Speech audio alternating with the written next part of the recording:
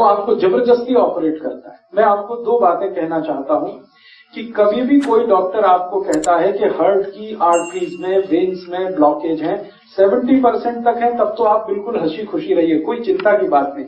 75 है, 80 है, 85 है, तो आप चिंता करिए और इस ब्लॉकेज को निकालने के लिए कुछ काम शुरू करिए। आप बोलेंगे ऑपरेशन है, ऑपरेशन उसका इलाज नहीं है। क्यों इलाज नहीं है, मैं बताता हूं आपको। ऑपरेशन होता क्या है? एक ऑपरेशन है जिसमें आपको एंजियोप्लास्टी किया जाता है। एंजियोप्लास्टी में क्या होता है कि मैंने बताया, ये जो एक तरह की आर्टरी है, मान लीजिए इसमें से ब्लड जाना है और ये रुक गई है, तो डॉक्टर एक छोटी सी स्प्रिंग है वो आपके आर्टरी में डालेगा, कट करेगा, यहां से आर्टरी को उठाएगा और स्प्रिंग उसमें इंसर्ट कर देगा। वो स्प्रिंग इतनी बड़ी होती है, वो जो बॉल पेन में आपने देखा है कि स्प्रिंग होती है, एग्जैक्टली वही स्प्रिंग, एग्जैक्टली वही स्प्रिंग, बस उस पर मेडिकेशन किया हुआ होता है, दवा उस पर लपेटी हुई होती है। वो स्प्रिंग 10 रुपए की बनती है, लेकिन आपके हार्ट में डलने के बाद उसकी कीमत 2 लाख रुपए हो जाती है। सिर्फ 10 रुपए की बनती है। आपको हैरानी होगी ये जानकर कि इतनी लूट मची है। हाँ, इतनी ही लूट मची है इस देश में।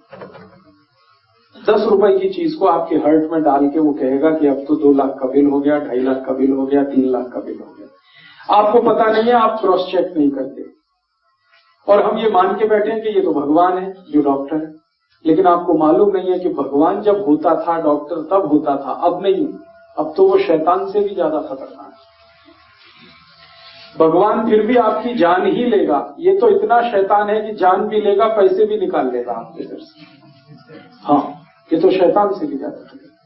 इसलिए मैं आपको थोड़ा अवेयर करना चाहता हूं कि हार्ट की प्रॉब्लम लेके कभी भी किसी डॉक्टर के पास आप जाएं और कोई डॉक्टर आपको ये कह दे कि आपका कोलेस्ट्रॉल बढ़ गया, इसके कारण ब्लॉकेज आ गया है, या ट्राइग्लिसराइड बढ़ गया, इसके कारण ब्लॉकेज आ गया है, तो आप बिल्कुल मत घबराइए जब तक आप अपनी रिपोर्ट नहीं देख लेते कि इसमें कितना % है। अगर 70 या 70 से नीचे है तब तो चिंता करने की बात ही नहीं। घर आइए, आराम से सोइए, खाइए पीजिए। 70+ है तो जरूर थोड़ी चिंता की बात है, लेकिन उस चिंता को दूर करने के लिए कुछ उपाय हैं जो मैं आपको बताना चाहता हूं। ऑपरेशन उसका उपाय नहीं है। क्यों? मान लीजिए उसने एक आर्टरी को कट किया और एक स्प्रिंग डाल दिया। स्प्रिंग मैंने कहा इतनी सी है, इतनी सी स्प्रिंग यहां आ गई, ठीक है। अब ये स्प्रिंग डाल दी तो इसमें होगा क्या कि आर्टरी का थोड़ा एक्सपेंशन हो गया, तो खून ज्यादा जाने लगेगा। 1-2 दिन आपको बहुत रिलीफ लगेगा, लेकिन आगे और पीछे जहां स्प्रिंग है ना, उसके आगे और उसके पीछे वहां फिर जमा हो जाएगा क्या? कचरा, कीचड़, कोलेस्ट्रॉल फिर जमा हो गया, तो फिर तकलीफ आएगी आपको। फिर दोबारा आप डॉक्टर के पास जाएंगे, फिर कहेगा आपको एक और एंजियोप्लास्टी कराना पड़ेगा। तो जहां पे उसने स्प्रिंग डाला था उसके आगे पीछे और एक डाल देगा, फिर आपका 2-2.5 लाख का खर्चा। फिर उसमें क्या होगा, जहां स्प्रिंग पड़ गई वहां से तो ब्लड निकल गया, फिर उसके आगे और पीछे फिर वही समस्या। मतलब सीधा सा ये है कि ब्लॉकेज होने की टेंडेंसी जब तक आपके ब्लड में रहेगी तब तक ये होता ही रहेगा, आप चाहे कितनी एंजियोप्लास्टी करा दीजिए। और एक आर्टरी में 2 या 3 से ज्यादा एंजियोप्लास्टी हो नहीं पाती, क्योंकि वो बहुत वीक हो जाती है। तब डॉक्टर आखिर में कहता आप बाईपास सर्जरी करा लो। बाईपास सर्जरी में क्या होगा, जो आर्टरी है उसके पैरेलल एक दूसरी आर्टरी लगाएगा और इसको बंद कर देगा। लेकिन अगर ब्लॉकेज की टेंडेंसी उसमें भी बनी हुई है तो थोड़े दिन में उसमें भी ब्लॉकेज आ जाएगा। कीचड़ भरने की अगर नाली में टेंडेंसी है तो नाली कितनी भी नहीं बनाते रहो, कीचड़ भरने ही वाला है। आप कुछ ऐसी व्यवस्था करो कि पानी के साथ नाली में कीचड़ ही ना जाए, ब्लड में कोलेस्ट्रॉल बढ़े ही नहीं, ट्राइग्लिसराइड बढ़े ही नहीं। और कोलेस्ट्रॉल बढ़े तो वो बढ़े जो अच्छा वाला है, जिसको हम HDL कहते हैं। खराब वाला क्यों बढ़े, LDL और VLDL। तो मूल बात जो हमें समझने की है वो ये कि हार्ट की प्रॉब्लम में कभी भी आपको डायग्नोसिस कर दिया किसी डॉक्टर ने कि आपको हार्ट अटैक आने वाला है, हार्ट फेल होने वाला है, कार्डियक अरेस्ट होने वाला है, क्योंकि आपकी आर्टरीज में यहां ब्लॉकेज है, यहां ब्लॉकेज है, तो इसमें चिंता नहीं करना है, चिंतन करना है। चिंता करेंगे आप, घबराएंगे, घबराहट में वो सारे पैसे आपके निकाल लेगा, क्योंकि यही आपका वीक पॉइंट है। आप चिंतन ये करिए कि मेरे ब्लड में जो खराब कोलेस्ट्रॉल है वो बढ़ क्यों रहा है, ये कम हो जाना चाहिए। अब ब्लड में खराब कोलेस्ट्रॉल बढ़ने से ही ब्लॉकेज है, तो खराब कोलेस्ट्रॉल बढ़ने के कारण जान लीजिए। किन कारणों से खराब कोलेस्ट्रॉल बढ़ता है और किन कारणों से अच्छा कोलेस्ट्रॉल बढ़ता है। जिंदगी में जितने भी लोग डालडा खाते हैं, डालडा आप समझते हैं, वेजिटेबल ऑयल, ये डालडा सबसे खराब वस्तु है जो खराब कोलेस्ट्रॉल को बढ़ाती है। खराब कोलेस्ट्रॉल मैंने फिर बोला एलडीएल और वीएलडीएल। एलडीएल और वीएलडीएल आपके खून में सबसे ज्यादा तब बढ़ता है जब आप डालडा खाते हैं और रिफाइंड ऑयल खाते हैं और डबल रिफाइंड ऑयल खाते हैं, ट्रिपल रिफाइंड ऑयल खाते हैं। तो refined oil, double refined oil, triple refined oil, Dalda, ये 4 नाम हमेशा याद रखिए जो सबसे खतरनाक है आपकी जिंदगी के लिए। इनसे जुड़े हुए अगर प्रोडक्ट आपके घर में है, डालडा या डालडा का कोई भी प्रोडक्ट, XYZ ब्रांड नेम से आ सकता है। रिफाइंड ऑयल का कोई भी प्रोडक्ट XYZ नेम से आ सकता है। वो रुचि हो सकता है, वो सोया हो सकता है, वो गगन हो सकता है, वो पता नहीं क्या क्या नाम से हो सकता है। ये सब वो प्रोडक्ट हैं जो आपके शरीर में खराब कोलेस्ट्रॉल का निर्माण करते हैं।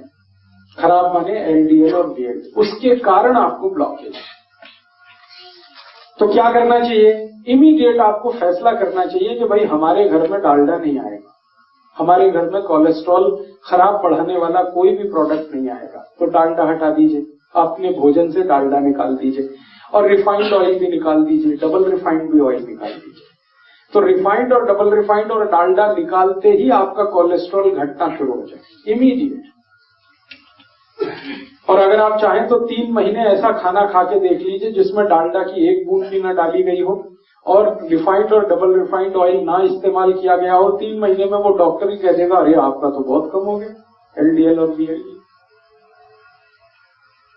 तो कारण आपको पता होना चाहिए। कारण सबसे बड़ा जो है बैड कोलेस्ट्रॉल, खराब कोलेस्ट्रॉल जो हार्ट अटैक लाता है, कार्डियक अरेस्ट लाता है, उसको लाने वाला जो प्रोडक्ट है, जो वस्तु है आपकी रसोई में, वो डालडा है, रिफाइंड ऑयल है, डबल रिफाइंड ऑयल। अब आप उल्टा कहेंगे कि डॉक्टर तो सब बोलते हैं रिफाइंड ऑयल खाओ, हार्ट की प्रॉब्लम से बचना है तो डबल रिफाइंड खाओ और अच्छा है। डॉक्टर इसलिए बोलते हैं कि उनका आपस में एक दूसरे के साथ जबरदस्त कनेक्शन है।